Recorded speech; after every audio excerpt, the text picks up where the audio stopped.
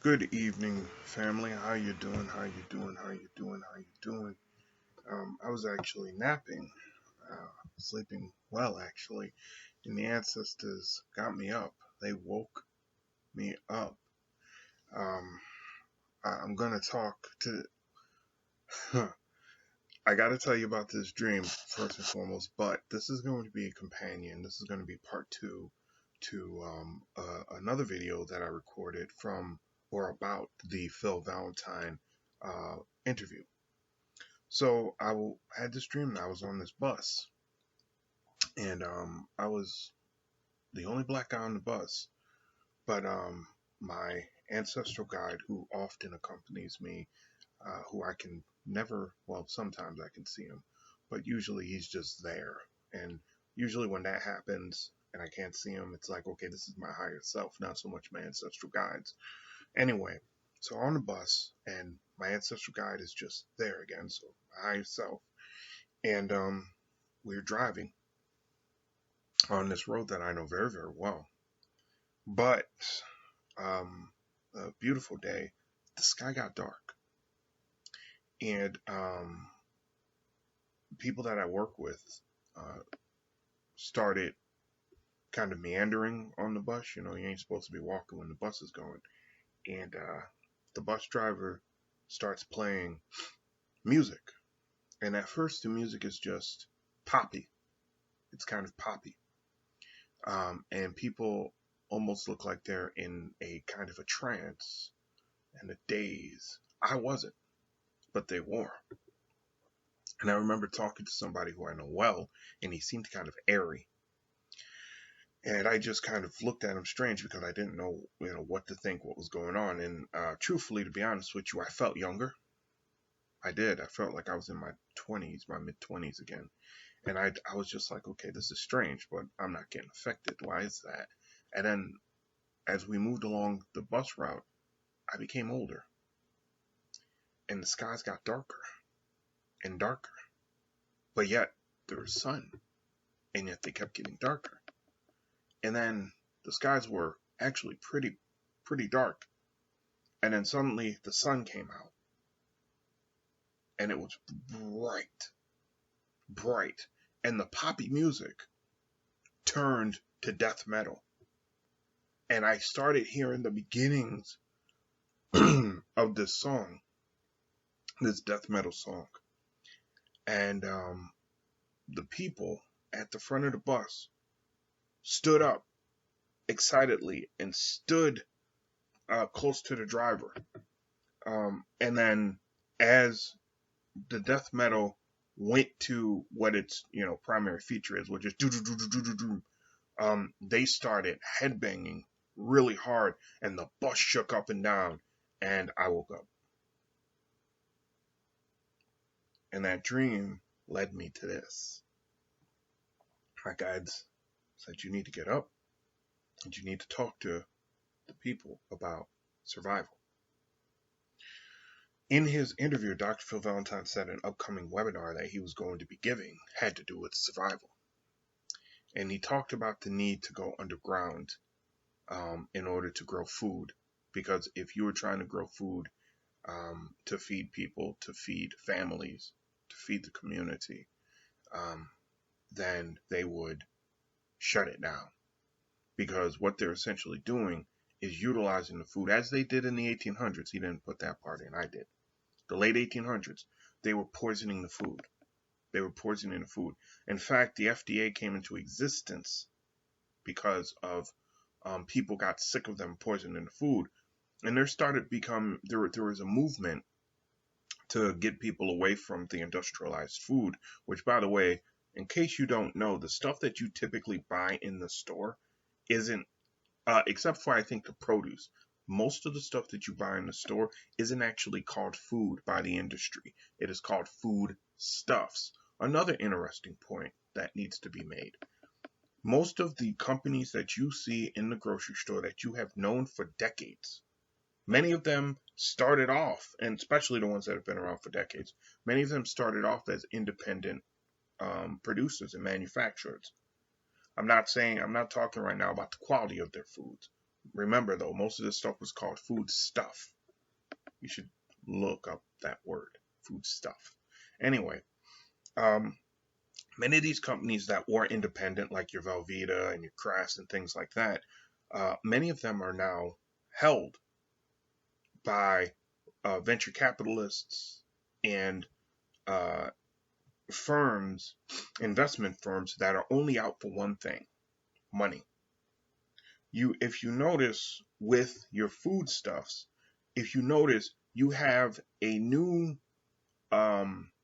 generation of crossbreeds foodstuff where you'll have, I don't even know because I don't eat a lot of processed junk food anymore, but you'll have a lot of like limited edition candy bars and junk food that you just couldn't perceive existing 25 years ago or 20 years ago. Or maybe you perceived it as existing, but you were like, yeah, that'll never happen. You have that because a lot of these companies owned by these venture capitalists,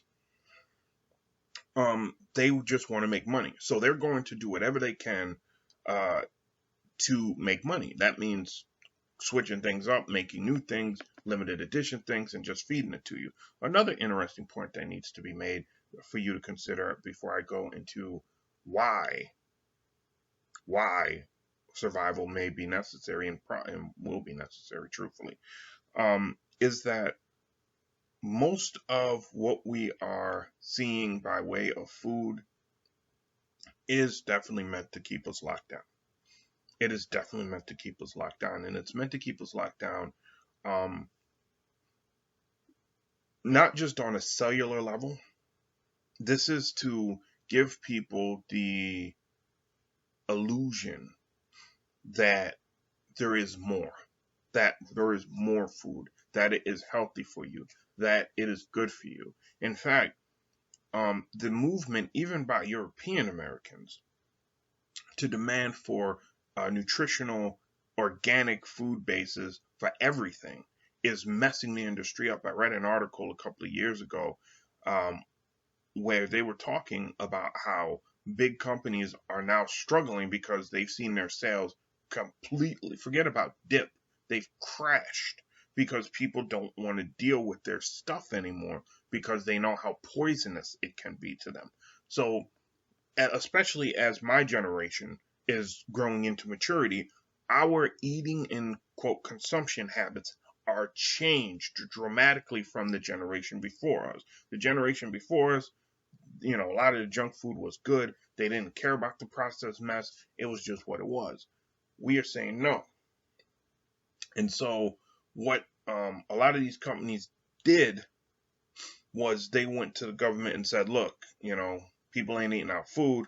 So can we get an organic seal without really following the strict, stringent organic formula and model that a lot of smaller companies are following? Because some of these smaller companies, family, when I say organic, these things are organic. Look, and a lot of people who make this statement about, oh well, but you can't, organic food rots so fast because you can't add preservatives. They're actually natural preservatives, family. There are natural preservatives. Native Americans used to use natural preservatives. All kinds of indigenous people used to use that. Hell, even the old, what they used to call the impoverished European classes used to have natural preservatives that they could utilize. They're most of them are roots and herbs that you put together, and then you put it in whatever you're going to preserve. Do not ever think that it's just salt. Don't ever think it's just salt. Nature doesn't pull that crap on you. It's not going to give you something that's going to kill you, slowly at the same time as it's supposed to be helping you. No, nature gives you things that actually allows you to do what you have to do to survive. Not to thrive, to survive. Thriving is what a parasite does. Thriving is what a parasite does. Look up the word thrive. And if you're going to look it up, please, family, get a real dictionary. I'll show you quickly. I never am too far away from this. This is one of my dictionaries, okay? I waited for years to be able to buy this thing. It is a 2-volume set. It's the Funk and Wagnalls 1955 2-volume dictionary. I have a 1966 huge Random House dictionary. Family, go out there and get a dictionary, but get a real one. Don't mess with this crap today. Most of it's Orwellian, but just don't do it. I encourage everyone to get a real dictionary. Um, Look up the word thrive, look up the word prosper, look up the word survive, and understand um, that these are aspects of continuing on. And to thrive is what a parasite does. A parasite thrives. See, they kidnap the language. They kidnap the language, family, and then they feed it back to you in a degenerative way, and they say that it's the real language. That's what they've done. So you think thriving is natural. Thriving is not natural. This is why our communities are in the shape that they are in. This is why the planet is in the shape that it's in, because we, as above, so below. We have a group of people who are thriving off of the mass of society, and then you have a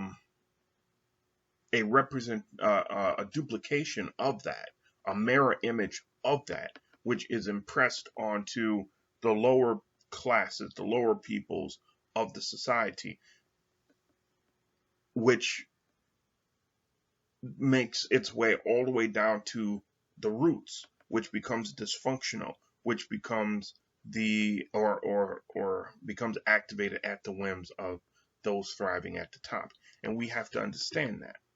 We have to understand that we have become sick because we are being thrived off of. And so now we believe that's the natural state of things. So now we talk about thriving. We talk about, getting over on each other. We talk about, hustling. Everyone today, it's, oh, well, I got a side hustle. I got, I'm hustling this. And I'm looking at them going, do you know what the word hustle means?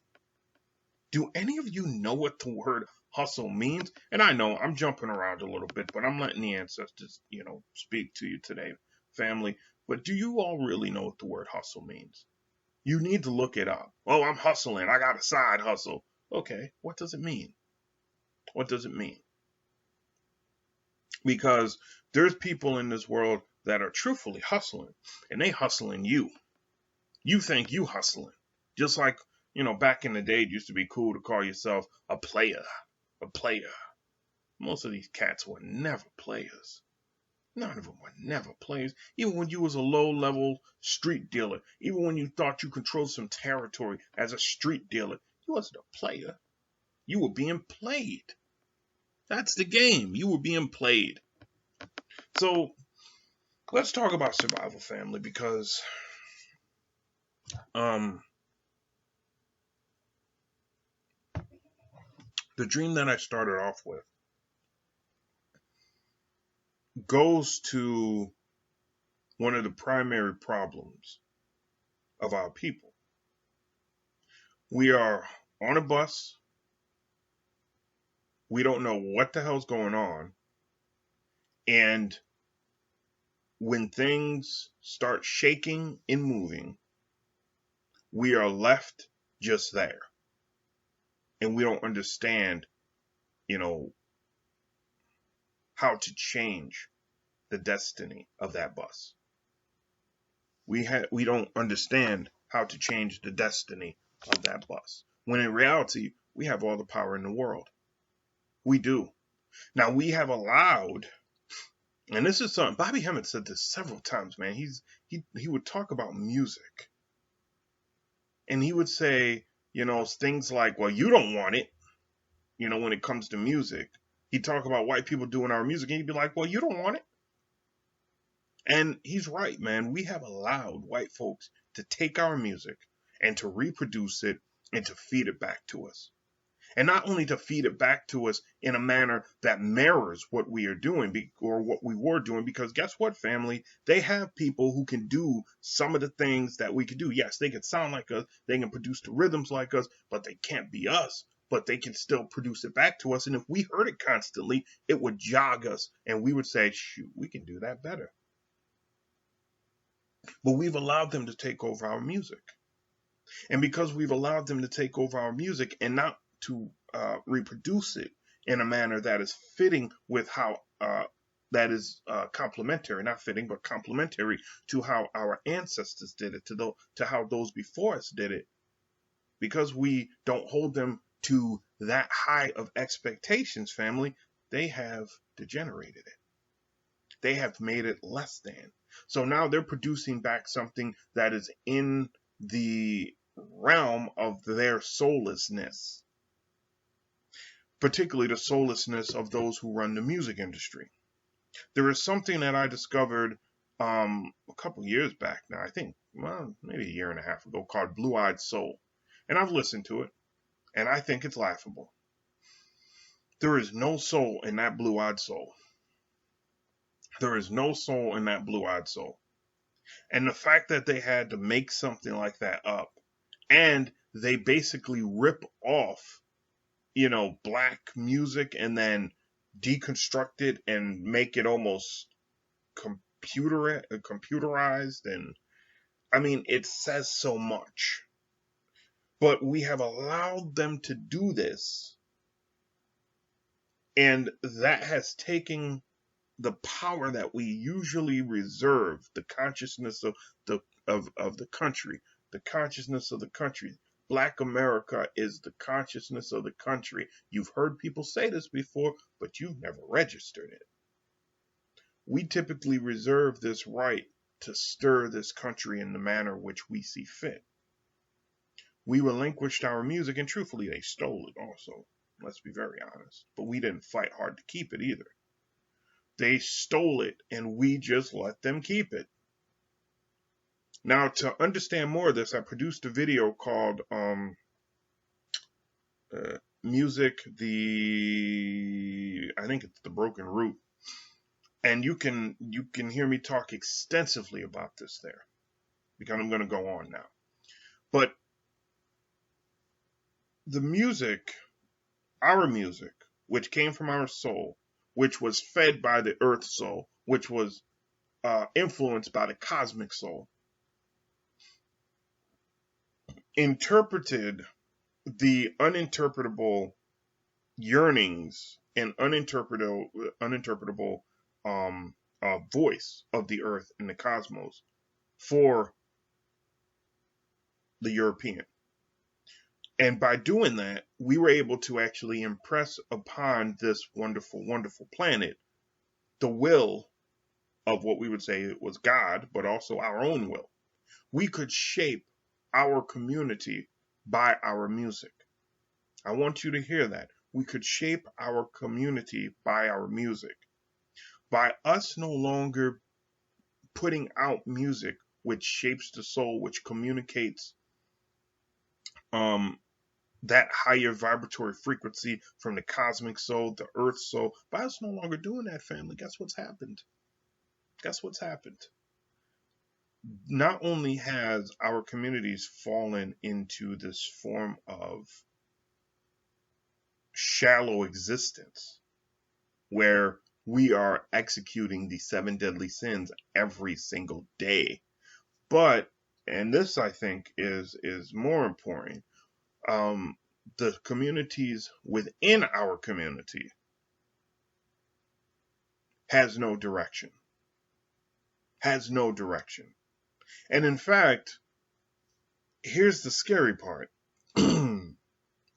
Despite the degenerative nature of the music that they have created, white folks are able to use our rhythms, even though they're degenerated, to project and promote their own willpower. They are able to do it, and they're able to do it very well because of the music which we haven't claimed back. the music which we have not claimed back. And as I pointed out before, it's kind of something. We live in an age where you can get good musical instruments very, very cheaply. And yet we are producing some of the worst music that we have ever produced. And not only some of the worst music that we have ever produced, but we are producing music that is completely contrary to the music that we were producing 40 years ago and 50 years ago. Music that fed the soul, music that was about love, music that was about commitment, music that was about maturity. When was the last time you heard a black person be allowed to sing about something that dealt with maturity? I mean, this is huge. So they're able to put their willpower into effect. And since now they have us buying into their willpower, because, the white man is God, we have initiated, and it wasn't just because of that. I think we had, especially my generation, I think we had already started this process 25 years ago, and we didn't even realize it. Our willpower now has been directed towards one goal, and that is taking down this whole system. And we have initiated some years ago, but it is speeding up now, the suicide switch, as it was. We have put this planet into a cycle, or into a process of liquidating this system, no matter the cost. No matter the cost. And so the white man, who is also in the process of wanting to control and eliminate the rebellious black spirit. Now, I'm going to call it the black male spirit, because they don't mind. They want the black female spirit to be docile. So they've pumped her head up, and then given her a cultural tuning that would be subservient to white folks. Whereas the black man, they wanted to separate him from his rebellious spirit and to make him a pet, to make him docile enough where, he would think that he was feminized and therefore want to engage in homosexuality, or he would think that he didn't have the power to stand up against white people. And that is huge. That is huge. They have done this all with and they have utilized music to do it, family. They have utilized music to do it. 1 second. Now I'm back. So, as we've gone through the separation of the spirit, particularly as men, but also as women, our souls have cried out. And we have now contributed our voices, our free will, to a new desire to be rid of this system. The problem is, all we are communicating is that we want the system eliminated. We aren't saying how. We aren't asking, for assistance from the ancestors. We're just saying we want the system dead. And guess what, family? It's a system we are integrated into. Meaning what? We have not yet come to the realization that we have to disintegrate from this system, and that the system, if we were to disintegrate from it, we are going to need to have a backup plan, because this system is going to collapse, and when it collapses, it's going to collapse big. It's going to collapse big. And if you think, as Amos Wilson said, if you think that the white man is going to take food out of his mouth to put it into yours, you have another thing coming. He ain't even going to do it for his own people. He won't even do it for his own people. He will let most of the lower classes starve so he can eat. So he can eat.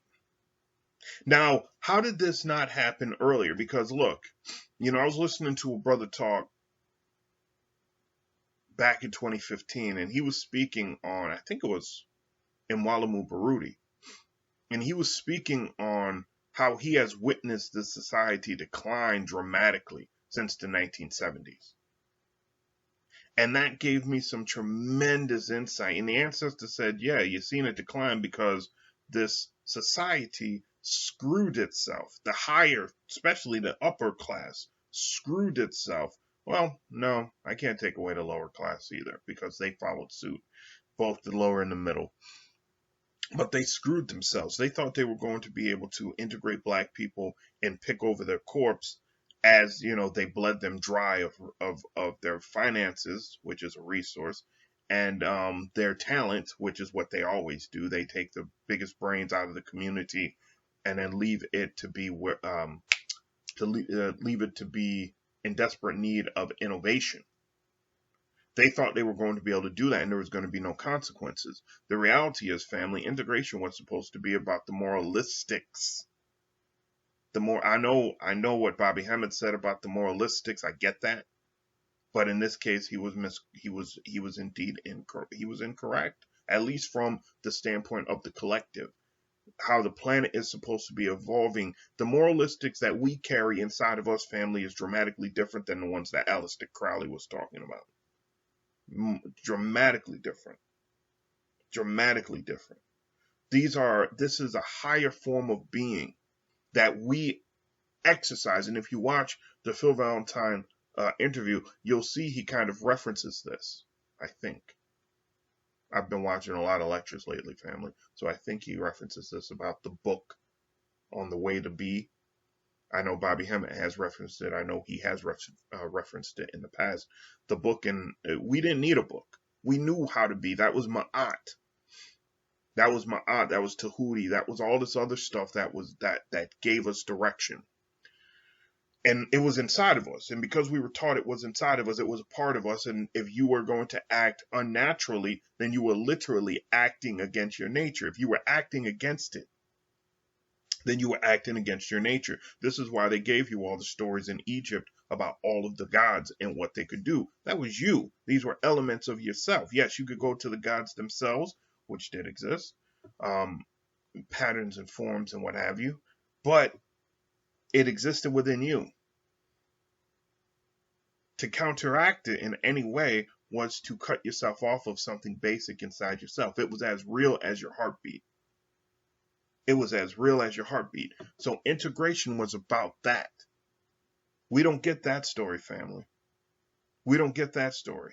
Integration was about merging the spirit of Western society with the soul of Black society and indigenous society.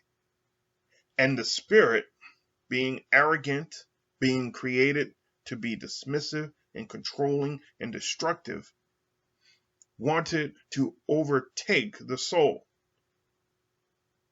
It wanted to overtake the soul. And what we ended up with was a society in dramatic decline because the soul said, I ain't being overtaken. The soul allowed the spirit to engorge itself for a while, thinking that it was going to be able to turn it when it realized, okay, this energy is much better. I'm just going to transform myself. In fact, what you're seeing recently, this move and this push towards socialism, democratic socialism, and what have you, is the attempt by the latter half of this generation to try to reconcile and rectify what was done 30 years ago. This is why they always say the sins of the father will be visited upon the son, because the generational aspirations are often put off for one generation, because the fathers and the mothers don't want to sacrifice their time to make it real in the present. They don't want to actually activate themselves throughout their 20s to make real what their generation is supposed to do. So they put it on the next generation, and the next generation then has to come up and do the work that the previous generation didn't. This is all part of industrial society and why industrial society never works. Civilization is a farce. This is why it's never, ever worked. You can give me any civilization, any empire you want. This is why they always end up crumbling, because they put too much onus on the control of production and the control of the masses for the benefit of a small group of people, which throws all the generations off, which throws all of the infusion mechanisms that have been naturally put here by the cosmos and by the earth. It throws all of that off. And so after a while, you get this backup of generational destinies, this backup of generational evolutions, and ultimately a generation finally implodes and explodes, which usually leads to massive social disintegration, massive social confusion, massive social annihilation, usually through bloodletting, and then ultimately revolution. And if the society isn't ready, and let me tell you what, the right wing has been preparing for this whole revolutionary thing. Their minds, because they are into the church and they're into God and they're into spirituality, their minds are more prepared for war, more prepared to impose their will through war than ours is. And I'm not saying this because I want violence. I'm not saying this because I want black people to start arming themselves. I'm not saying this because of anything like that, family. What I'm telling you is the facts. They're into the church. They're into this notion of controlling through imposing their will, and they will do it with guns because guess what? They believe that is the only way that they will survive, according to the book. But civilization always leads to this bottleneck and this backup of all of this energy that's supposed to be happening simultaneously. Communism, and I'm kind of off a little bit here, but communism and socialism were attempts by the ancestors to give something new to the European mind. Because you have to understand the European mind when it comes to governance. The European mind is stuck in feudalistic governing practices. No other civilization in the world outside of Eurasia utilized feudalism to operate their economy, if memory serves me correctly. No other society, no other people utilized it more than Eurasians. Socialism and communism was an attempt to take democracy and put it into practice on every level of the society, and they couldn't even do that. It wasn't meant for us, family. We are a communistic and socialistic people already. And I'm talking about the true sense of the words. I'm not talking about Karl Marx here. Look up the word commune. Look it up. You're going to be surprised what it means. You're really going to be surprised, especially when you consider that Japan has this issue with God. It's laughable. You can't be a communist and not have some relationship with the Most High. It's literally in the definition. That said, communism and socialism was an attempt to get their societies to operate like the indigenous societies that they came into contact with. Do not ever think, family, that if it was not for their interactions with Africans, who they marveled at, because even though they kept beating us down and they kept us separated, we still gravitated towards one another, family, and we had complex, especially once when they raided our temples during the summer of 1919, and some of the raids that they executed in 1920 and 21, when they started realizing how functional our societies were, it pissed them off and it made them curious, because we had incredible networks. We had incredible networks that were feeding us and keeping us together as one cohesive unit, and that pissed them off. But it also made them wonder, how the hell is this even possible? We were naturally conservative. We were naturally preservative traditionalists. We were naturally communist and socialist. We were all of those things without even thinking about it, because it's innate in us. That's just something that I had to say. So I'm back, family. So I just want to impress upon you that socialism and communism wasn't necessarily meant for us. It was meant to try to push this new mode of working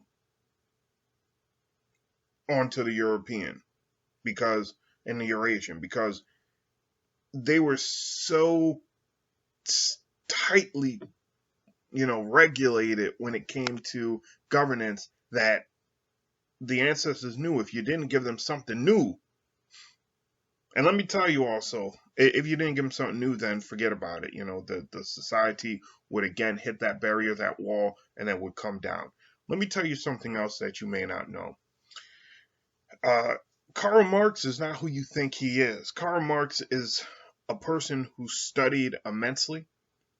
And do not let them play with you. Karl Marx is a metaphysician. That is why Karl Marx was able to write Capital. Have you ever seen Capital? I didn't read it all, but when I looked through that book, I was shocked. I'm like, wow, there's a ton of math in here, and this is not like simple math. This is advanced math. What Karl Marx did was Karl Marx had access to a lot of files that most of us do not have, access to. He had, Karl Marx was well-to-do. This is one thing they don't tell you. Karl Marx actually was in, I don't know if he was financially in, but he was in with most of the elites until he started writing stuff that criticized them. Because what Karl Marx started doing is he got into the metaphysics of life. And because his background is Eastern European, if memory serves me correctly, don't quote me on that. I know he has lineage in Western Europe, but I also know he has lineage in Eastern Europe. And part of that lineage is from a gypsy. And so he has that strand within him. And what started to happen was that started unfolding as he started getting close to these manuscripts that were from the Moors, and that had to deal with Moorish science, and that had to deal with advanced astrology and advanced historical analyses. And so he started writing from the standpoint of that genetic material. And what he started seeing, there are books that Karl Marx wrote that are not available to us. I've actually heard of a couple of them. One person mentioned that Karl Marx wrote a expose, a detailed book on the Roman Empire and the history of the Roman Empire and the economic history, particularly of the Roman Empire, looking at it not from the standpoint of economics, but I believe the person said that he looked at it from the standpoint of degeneration in the state order. And that is a book that is not available to the general population. And just like many of your major scholars have written books that are not generally available to the general public, Karl Marx has several books that he wrote that we will never see, because if you think Capital is something that they are fearful of, he was killed because of Capital. But he was killed mostly because of the previous books that he wrote towards Capital. What they realized is that if he had been able to live to write those final 2 volumes of Capital, it was going to be a different story, because he was heading in a different way than what Engels wrote. You have to understand who this man is. They hate him because he saw who they were and he sought to expose them. Engels wasn't nearly as mindful as Karl Marx. He wasn't. He was not even close. He was a student, but he didn't get the metaphysical side of things. This is where Karl Marx's insight came from. This is also where some of his predictive ability came from. And if we had seen him write more, he was going to demonstrate more and more of that predictability. Now, again, the reason why we are heading into an era where Europeans are crying out for democratic socialism is because 2 generations ago, we should have been heading down that path, because that would have helped to interpret the angst and suffering of the European in this country, which then would have enabled the soul of America, which does exist, by the way. The soul of America does exist. It's massively detached right now, and we probably won't ever reattach to it until Black people are fully in control of this region of the world again. But it would have enabled the spirit of America to connect to the soul of America in a much deeper way, and that would have helped to rehabilitate the spirit of America. The spirit of America being that spirit which comprises primarily the functionality of us, of the civilian population, and the governing population, and the economic population, is basically the spark that ignites us, keeps us going. But it's been separated from the soul, which is a problem. Because the soul, contrary to what people like to say, oh, the founding fathers, please. I've learned something about this society. When they tell you something about the founding fathers, or if they say, look this way, and this was Bobby Hemmitt, man. Oh, they tell me to look right? Shoot, you better believe I'm looking left. They tell me those are the founding fathers. Even people who say, oh, well, it was indigenous people, those were the founding fathers, they all got it wrong. They all got it wrong. The United States of America came out of the Moorish planning. The United States of America came out of the Moorish planning. The United States of America is a product of Moorish planning. The United States soul, therefore, was created by Moorish hands. And these people have not taken good care of it. That's why it is so out of reach right now. This is why it's so out of reach. And in fact, we knew this. In our old temples, we used to know what the soul of America was. And this is why we took very great pride in processing our anger and keeping our anger from becoming devastatingly poisonous to ourselves, because we understood if we became poisoned by our anger, family, then we would poison the world, because no matter what happens, we are still in control of this world. What they did was they took the avenues, and this is something that Phil Valentine kind of hints on and talks about in the interview that he gave. What they did was they took the avenues in which we used to process our anger, which had to do with our music, which had to do with our dance, which had to do with our cultural connections, which had to do with our practice of going to worship every single week and family. I understand the hate for the church. I understand that people are like, oh, well, the church doesn't have any business because it is this, it is that. Family, it wasn't the church. I mean, I wish they utilized a different means of expressing themselves, so it wasn't about Jesus and worshiping white people and worshiping the white structures of dominance and power. Yes, we could change that, by the way, family. We could change that, but it wasn't that counted. The three primary structures of the services that were offered was what counted. Most notably, the worship. We needed the worship. Do you know what worship means? This is going to be something, by the way, that I'll let you guys in on a little secret. I'm developing a podcast right now. I am developing a podcast. It's going to be coming out soon. And at some point, probably next year, I'm going to do a series of sermons on worship. I'm going to be doing a series of sermons on worship because it is that important, family. When we used to go in and worship, yes, Bobby Hemmitt had it 100% right. We used to get into contact with our higher self. Yes, but more than that, family, we would get into contact with the collective. And I know we don't like to think about that. We would get into contact with the collective. Our heart chakras would open up and we would let go of all of the angst, all of the anger, all of that pain. And we would be healed with our music while we were in that worship moment. We would be healed. We would be infused with a new radiance in that music. Dr. Phil Valentine talks about, and by the way, just something very quickly, I mentioned white people have been studying us, and I swear to God, I find it cool. I can't say it's coincidental that we have Dr. Phil Valentine and Dr. Phil. Anyway, Dr. Phil Valentine mentioned, and I talked about this in part 1, the idea of inhaling the negative ions when it came to cutting grass, the rain, things like that.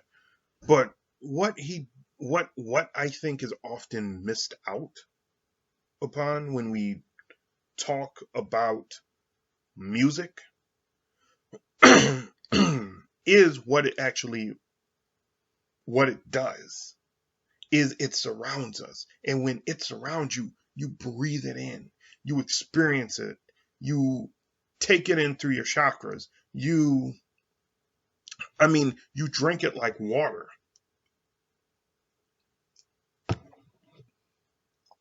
It shakes up your chakras. It shakes up your aura, and it has the ability to remove things or attach things. Hear what I just said. It has the ability to remove things or attach things. And if music is not set appropriately, it could open you up to patterns, into dimensions that are destructive to who you are. And so we used to go into these worship services, family, and it wasn't just about getting in touch with our highest selves. It was about the ancestors. It was about the collective. It was about time traveling, and it was about relieving ourselves of the pain and the anguish and the anger. But you had to know what you were doing when you executed those rituals. White folks have completely infiltrated our churches now and taken them down. So the reason why survival's coming up, family, is because we haven't allowed ourselves to flourish enough during this last 25, 30 years. It's not our fault. It's really not. It's not our fault. We have done what we could to maintain, but they have kept attacking us. If we look at the war on drugs and we look up the word drug as a noun, and then we think on it in spiritual terms, we come up with something that is very, very detrimental to the spirit. Very detrimental to the spirit. And so we have been under severe assault spiritually, mentally, everything. And yeah, we have degenerated, family. We are in a state of massive degeneration right now. And we are fearful. We want to grow. We want to grow. We want to grow. But we are fearful of growing. We are fearful of maturing. We are fearful of reaching for new heights. So because we are fearful, and the sun is yet to come out on this revelation, this great revealing,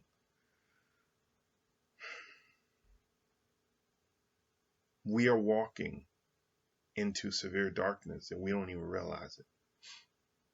Not only do we not realize it, but we also don't realize that we are walking into a Holocaust, because trust me when I tell you, family, if you don't believe that these people are setting their minds up to try to take you to a place of destruction in order to save their ability to control and govern this planet, you haven't been paying attention. You have not been paying attention.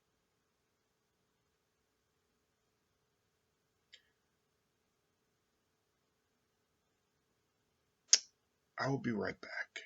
I'll be right back. All right, so in conclusion, family, I've kind of bounced around a lot today. But in conclusion, I did want to end with this. We are entering a period of time of self-rediscovery. We are. As Black folks. I'm not talking about anybody else. I'm talking about us. We are entering a period of time of self-rediscovery. And the only way that we are going to survive this, and let me tell you, we're going to have to take along some people who are non-Black. We are. Because they're going to want to come along. But we have to set the parameters for their inclusion. And they have to prove that they can stick to those parameters. If they cannot, I don't care how much you like them. Goodbye. See you later. You're messing up the flow. Good day. And if they think that you're harsh and you're cruel for that, realize that that's the enemy talking, and you definitely need to stay away from them. But we are entering a period of time of severe rediscovery. And if we do not enable ourselves to discover who we are, what we are, why we won't survive. Yeah, there will be Black people here, but there'll be people. They won't be actually from Africa. They won't be from the Americas. They'll just be. They'll just be. Survival means prospering. Survival, life. Because if you survive, that means you are engaging life. You are filled with life. And life is an ever-growing process of maturity. If you are not maturing, you are not living. If you are not maturing, you are not living. But here's the functional part of all of this for you. You are part of a collective. You are part of a collective. You are part of a collective. You are part of a collective. Some of you are more part of a collective than you like to think. Some of you are part of the elect collective. Many of you want to believe you're part of the elect collective. That's fine. But act like it. It isn't enough to just do videos, family. It isn't enough to just do videos, family. You want to be part of the elect? That's great. That means you want to be part of the eldership. Oh yeah, yes, let's be real about this. You want to be part of the elect, that means you want to be part of the eldership. And if you want to be part of the eldership, there are rules and there are requirements and there are responsibilities, which many of you are not taking serious. You want to call yourself part of the elect. You want to teach like you're part of the elect, but you don't want to take the responsibilities. You even want the praise like you're part of the elect. Take your role then. Many of you brothers and sisters who are studying with the Hebrew Israelites, I'm glad you're doing that. But now it's time to advance your teaching. Okay? And don't get stuck just studying with the Hebrew Israelites and not reaching out to other places because it's bigger than them. It's much bigger than them. You have scholars, black scholars, who have done massive works linking the Hebrew Israelites to Egypt and to Africa. And if you're not diving into that side of that mystery, you're doing it wrong. You're doing it wrong. We are to resurrect our temples in the next 20 years. We are to resurrect our temples. This is why this is happening, family. We are to resurrect our temples in the next 20 years. This is why this is going to become a time of survival. Because the white man knows. His oracles have told him what time it is. The European knows what time it is. People like Phil Valentine, Bobby Hemmitt, and the like. I'm sorry that those are the primary ones that I've been dealing with. So,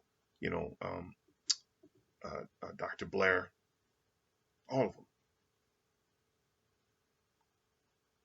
them. I just thought about something. Blair Witch Project. Anyway, we are to develop and build our temples again. But in order to do that, family, we have to be willing. The elect have to be willing to grow, to accept those responsibilities. I typically don't do this, but I'm going to say it to you now. Read Exodus. But read it you have to begin like 10 chapters prior in Genesis and read like you are reading for a nation. Read like you're reading for a nation. It's not religion. It's a pattern of nation building. And read and understand and get it, because there's power in it. And then, if you can find it, I know it's difficult to actually find a book that talks about the 72 names of God and their characteristics. It's difficult to find, family, but it's doable. Because that's going to tell you a lot about those chapters, particularly the early one. I'll just say all of Exodus and the latter half of Genesis. All right. All right. I hope this was worth it, family. I'm sorry I kind of went all over the place. The ancestors had me moving quickly. If you have questions, comments, concerns, leave them below. I do want to say very, very quickly, and if you did get to this point, thank you very much for that. I did have another dream earlier this week of Bobby Hemmitt. I've dreamt about him a couple times over the last few years, and the man is still active on the upper realms, family. He is still active on the upper realms. I was sitting in a lecture with him, and I was sitting at his feet and learning, and it was so funny because the first time I dreamt about Bobby Hemmitt years ago, he told me, because of something that I said, he goes, "Man, nigga, you don't fucking get it." And you know, I don't swear much, family, in my real life. I really don't. I don't. I don't fling them very often, you know. And but he said that straight up to me. He's like, "Man, you don't fucking get it," because I had told him, this was 2015. I had told him, I go, "You had a stroke. You know, how the hell are you lecturing? You had a stroke, man. You ain't supposed to be able to do this shit." And he goes, "How the fuck am I gonna have a stroke when you just seen me give a 2-hour, 3-hour lecture or some shit like that?" And I'm like, "I seen the picture of you. You had a stroke." He's like, "Man, nigga, you don't fucking get it." He's like, "You don't fucking get it." I'm like, "What?" And he's like, "I can't have a stroke. I'm not that piece of shit body. I've never been that piece of shit body." And I'm like, "Oh, you're right. That's true." In this one, though, you know, I was sitting with him, and it's so funny, man. I've heard people call him Haru. I've heard people talk about him being the son. I've heard people talk about him being, you know, what Christ is supposed to be, you know, but the son. And as I was sitting there, and there was other people there, but I remember him looking at me and him smiling, and he goes, "It's about fucking time. It's about fucking time." And he's right. It's about time. I should have done this a while ago, family, and I thank all of you for really convincing me to do it now. Because I was reluctant. I'm not going to play. I was reluctant when the ancestors told me to produce that first video on Sirius Times. Oh, excuse me, not on Sirius Times. The first video on referencing Bobby Hemmitt, and then they asked me to do the follow-up to it, and they were adamant to get me to publish it when I published it. And then when Sirius Times got hit and they asked me to do that video, I was reluctant, family, because I was like, you know, I don't want to bite off of Sirius Time. I don't want people thinking that I'm just doing it to bite off of Bobby Hemmitt. And you know, you guys have been great, and I appreciate it. I know sooner or later I'm going to get some haters, but I really do appreciate it. I hope to have more to come. I hope the ancestors are liking this work, and I hope to be able to contribute constantly and consistently over the coming year. Peace to your family. All right. Till the next time. Questions, comments, you know what I'm saying. Questions, comments, concerns below. Much love to you.